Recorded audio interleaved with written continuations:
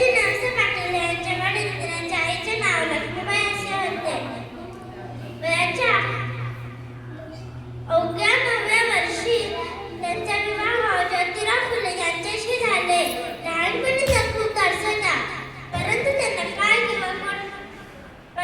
त्यांनाच काय कोणत्याच मुलीला शिक्षण देण्याचा अधिकार नव्हता. त्यांच्या पतींनी म्हणजे ज्योतिराव फुलेंनी त्यांना घरात शिक्षण देण्यास सुरुवात केली. त्यास फक्त स्वतःच शिकल्या नाही तर महिला नसेल तरी त्यांच्या शिक्षणासाठी त्यांनी काम केले.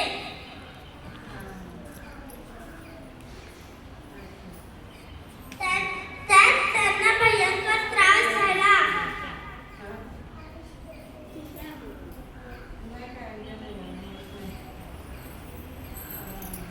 दुसरे लोक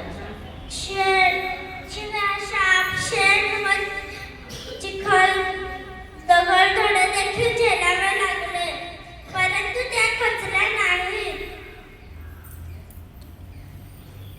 शिक्षण, मान, सन्मान एवढे